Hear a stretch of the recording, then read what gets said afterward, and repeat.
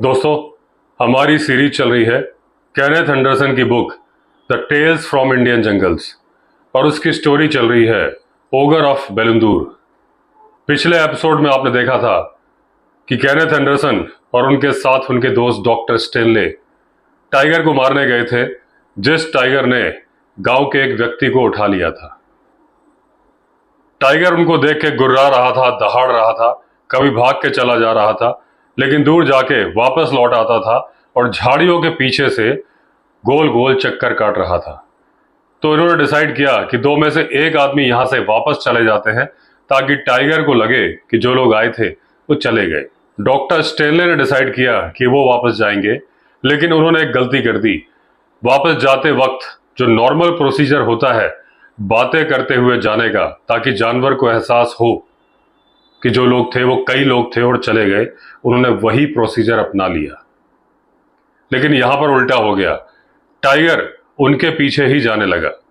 तो उनकी सुरक्षा के लिए एंडरसन टाइगर के पीछे पीछे चले। टाइगर उनको दिख नहीं रहा था, झाड़ियों में था, लेकिन जहां पर डॉक्टर स्टेनले ट्रैक पे आए वहीं टाइगर ने जोर की दहाड़ मारी, यानी कि वो हमला करने की तैयारी कर रहा था। डॉक्टर स्टेनले ने फायर कर दिया, टाइगर पीछे की तरफ भागा, एंडरसन ने भी फायर कर दिया। एंडरसन और स्टेनले दोनों की गोलियां एक दूसरे को लगते लगते बची, लेकिन गोली टाइगर को नहीं लगी। इन लोगों ने देखा टाइगर का खून वहां पर नहीं मिला, तो दोनों लोग उन दोनों हट्स के पास आ गए जिसके पास से टाइगर ने उस आदमी को उठाया था। अब जनरली क्या होता है कि अगर किसी टाइगर के ऊपर कहीं पर गोली चला दी जाए तो उस जगह पर वापस नहीं आता है, क्योंकि उसे ये बात याद रहती है। और इस टाइगर के ऊपर तो एक नहीं दो दो गोली चली थी। एक चलाई थी डॉक्टर स्टेनले ने, एक चलाई थी केनेथ एंडरसन ने। अब क्या ओगर यहां से वापस चला जाएगा क्योंकि उसके ऊपर गोलियां चलाई गई थी? होना तो यही चाहिए था, लेकिन ये ओगर यानी कि ये वाला टाइगर बहुत ही अजीब सा व्यवहार करता था। उम्मीद पर कभी भी खरा नहीं उतरता था, क्योंकि पिछली बार भी जब आदमियों को देख के ये भाग के चला गया, उसके बाद थोड़ी देर में वापस लौटा, गोल गोल चक्कर काट रहा था, दहाड़ रहा था।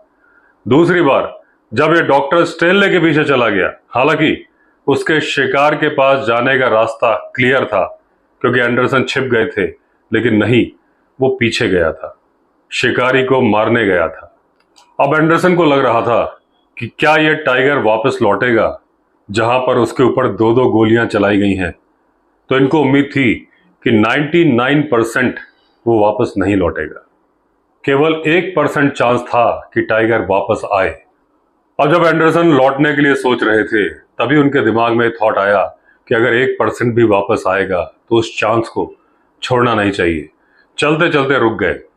डॉक्टर भी समझ गए कि एंडरसन के दिमाग में कुछ है, और जब दोनों ने बात डिस्कस करी तो दोनों उन दो हट्स में वापस आ गए जहां से वापस टगार्थी जाने के लिए प्लान कर रहे थे। अब वो एक आदमी और दो औरत दो हट्स की जगह एक ही हट में सो रहे थे अपनी सुरक्षा के लिए। जब एंडरसन और डॉक्टर स्टेनले वापस आए तो वो चौंक गए कि इतनी जल्दी कैसे वापस आ गए। जब एंडरसन ने बताया कारण क्यों वापस आए हैं तो वो खुश हुए, लेकिन उन लोगों ने ईमानदारी से बताया कि आपको सफलता नहीं मिलेगी, क्योंकि जिस टाइगर पर 2 बार गोली चली है वो मीलों दूर जा चुका होगा। अब डॉक्टर स्टेनले और एंडरसन उस जगह पर पहुंच गए जहां उस आदमी के रिमेन्स पड़े हुए थे। बड़े ही सावधानी के साथ जा रहे थे। ये वही जगह थी जहां टाइगर, स्टेनले और एंडरसन ने हाइड एंड सीक का गेम खेला था, लेकिन अभी तक उन्हें टाइगर का कोई भी सुराग नहीं मिला था। अब इनके अंदर एक मिक्स्ड फीलिंग आ रही थी, थोड़ी सी राहत की सांस भी ले रहे थे और थोड़ा सा अफसोस भी था। राहत की सांस इसलिए कि ओगर ने दोबारा इनके ऊपर अटैक नहीं किया है, और अफसोस इसलिए कि इनको लग रहा था कि वो इनकी सीमा से बाहर चला गया है। अब जब पिछली बार एंडरसन छिपे थे तो 4 फीट ऊंची झाड़ी के पास खड़े थे। उसके पीछे छिपना दिन में तो ठीक था, लेकिन रात में उस जगह पे जहां पर वो मैन ईटर मूर्खता थी। अब टाइगर के रात के देखने की क्षमता बहुत ज्यादा होती है, तो वो इनको देख ही लेता। एक ही जगह थी जहां से वो नहीं देख पाता, वो था जिस झाड़ी के पीछे ये छिपे थे उसके सामने से अगर वो आता बाकी कहीं से भी आता तो ये नजर आ जाते, तो एंडरसन टाइगर की निगाह में होते। और एंडरसन टाइगर को नहीं देख पाते क्योंकि इंसान रात में देख नहीं पाता। अब अगर टाइगर वापस भी लौटेगा जहां पर उस पर अभी कुछ घंटों पहले ही हमला हुआ है, तो बहुत ही सावधान होकर लौटेगा, किसी तरह की कोई आवाज नहीं करेगा। और एंडरसन के लिए टाइगर की अप्रोच को जान पाना असंभव होगा और वहां पर किसी तरह का शेल्टर या मचान बनाना पॉसिबल नहीं था। अब एंडरसन के दिमाग में ख्याल चल रहे थे, क्या करे क्या ना करे। टाइगर के 1% वापस आने के चांस को वो खोना नहीं चाहते थे और अपनी जिंदगी भी नहीं खोना चाहते थे, वो भी आत्महत्या करने के बराबर। और ऐसी आत्महत्या जो सबसे ज्यादा दर्दनाक हो, किसी की गर्दन का तोड़े जाना टाइगर के जबड़ों के द्वारा। अब ये लोग इसी उधेड़बुन में थे, तभी डॉक्टर के दिमाग में एक आइडिया आया। उन्होंने कहा, क्या ये पॉसिबल नहीं है कि वो एक आदमी और 2 औरत, उनको बोला जाए जहां इस आदमी के रिमेन्स पड़े हैं उसके नजदीक ही एक गड्ढा खोदा जाए। डॉक्टर ने कहा वो उस गड्ढे में छिप जाएंगे और जब टाइगर वापस आएगा, दोस्तों पॉइंट ब्लैंक रेंज इसको बोला जाता है जब बंदूक किसी को सटा के मारी जाती है। अगर किसी की कनपटी पे रिवॉल्वर मारी जाती है तो बोला जाता है पॉइंट ब्लैंक रेंज। तो वो चाहते थे कि टाइगर को पॉइंट ब्लैंक रेंज से, यानी कि उसके सिर के पास ही बंदूक की बैरल लगा के मार देंगे। लेकिन इस प्लान को एग्जीक्यूट करने में बहुत सारी प्रॉब्लम थी। पहली प्रॉब्लम यह थी कि टाइगर उस गड्ढे को ढूंढ लेता और वो आदमी यानी डॉक्टर स्टेनले जो कि गड्ढे के अंदर होते, खतरे में आ जाते। दूसरी चीज, अगर टाइगर उनको नहीं देख पा रहा है तो डॉक्टर स्टेनले भी तो नहीं देख पा रहे हैं टाइगर को, और जब ये अपनी गर्दन निकालेंगे टाइगर इनको जरूर देख लेगा। अब समय बीतता जा रहा था, इनको काफी तेजी के साथ सोचना था। 3 बज चुके थे। ये लोग वापस हट्स में आए, अपना प्लान बताया उस एक आदमी और 2 औरत को। वो खुशी खुशी इनकी मदद करने के लिए तैयार हो गए, लेकिन उन्होंने कहा उनके पास कोई सामान नहीं है जिससे वो जमीन खोद सके। डॉक्टर जो कि लोकल थे, उनको बहुत सारे लोग जानते थे। बहुत ही तेज स्पीड के साथ टागार्थी वापस आए और उतनी ही तेजी के साथ वापस आए अपने साथ 6 लोगों को लेके।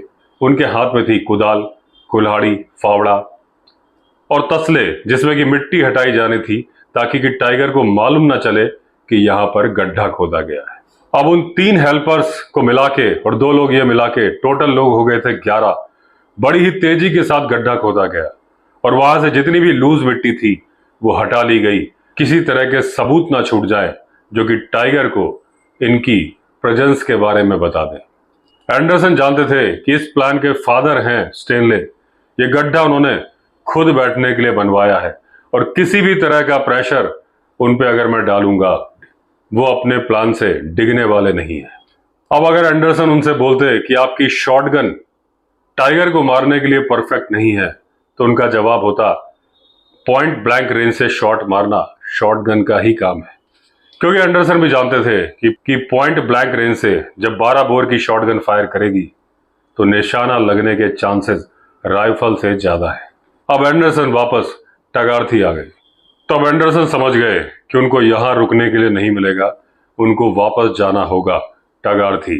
अब जब हेल्पर्स अपना सामान समेट रहे थे कि एंडरसन के साथ टागार्थी जाएंगे, तभी 2 आदमी दौड़ते दौड़ते आए। वो ढूंढ रहे थे डॉक्टर स्टेनले को।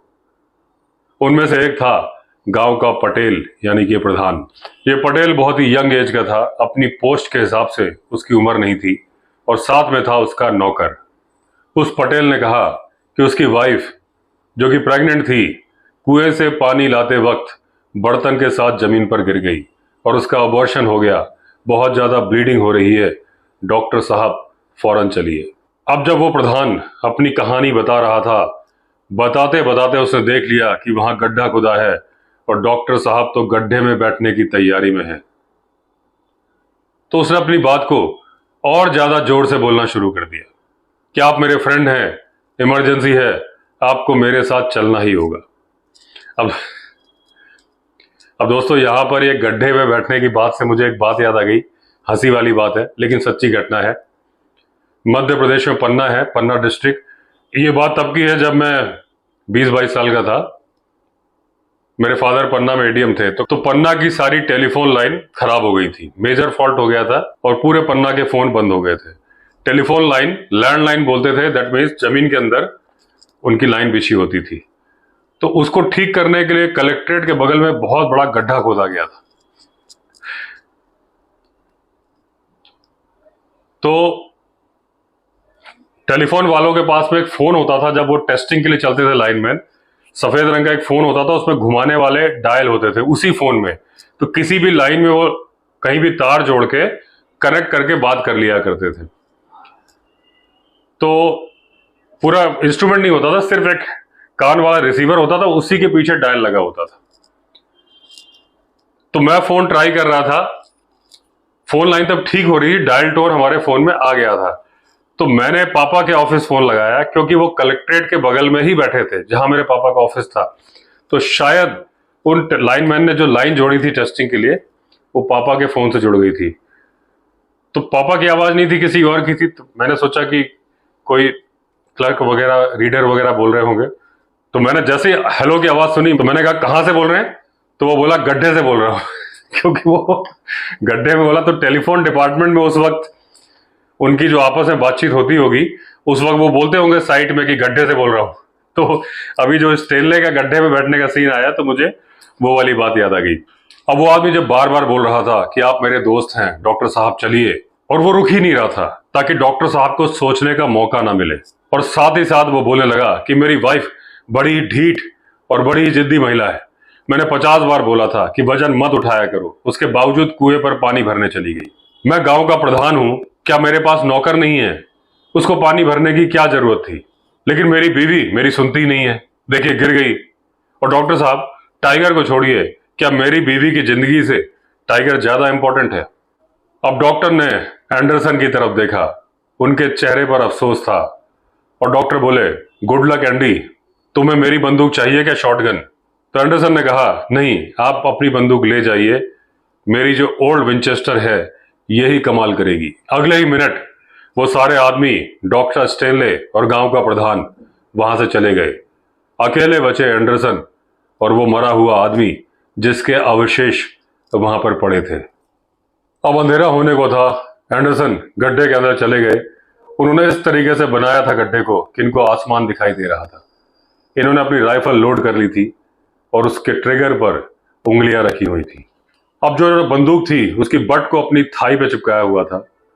और जब इन्होंने गड्ढा बनाया था तो इन्होंने नापा था स्टेनले की शॉटगन की मजल से, कि उसकी मजल बाहर निकली हुई ना दिखे। अब गड्ढे में बैठते ही एंडरसन को मालूम चल गया कि यह प्लान अच्छा प्लान नहीं था। इन्होंने एक बात को ध्यान में नहीं रखा था कि मिट्टी ने दिन भर की सूरज की धूप और गर्मी सोखी है। शाम के टाइम पर वो अपनी गर्मी निकालेगी। अंदर हवा जाने का, वेंटिलेशन का कोई जरिया नहीं था और इनको बहुत जोर से पसीना आने लगा।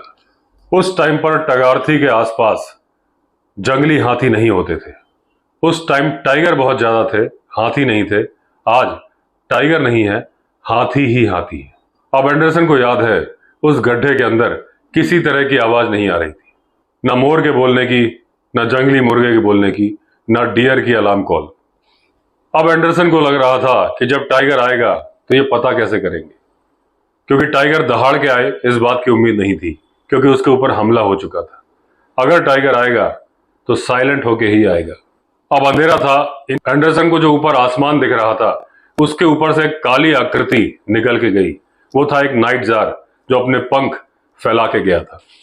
अब क्योंकि बहुत सारे इंसेक्ट्स आ गए थे उस आदमी की बॉडी पर, उसके जो अवशेष थे उस पर, उनको खाने के लिए इंसेक्ट्स आ रहे थे और इंसेक्ट्स को खाने के लिए आया था नाइट जार। अब उस आदमी की बॉडी से बहुत ज्यादा बदबू आ रही थी, क्योंकि दिन भर सूरज की किरणें उस पर पड़ी थी। अब इनको लग रहा था क्या टाइगर आएगा, या फिर वो किसी झाड़ी से हमें गड्ढा खोदते हुए देख रहा होगा। और क्या उसे मालूम है कि उसके सबसे ज्यादा नफरत करने वाली चीज इंसान इस गड्ढे के अंदर बैठी हुई है। और अब टाइगर के पास मौका है कि गड्ढे के अंदर आए और अपने दुश्मन को निगल जाए। जब यह ख्याल आया तो यह अच्छा ख्याल नहीं था। यह ख्याल एंडरसन को डरा रहा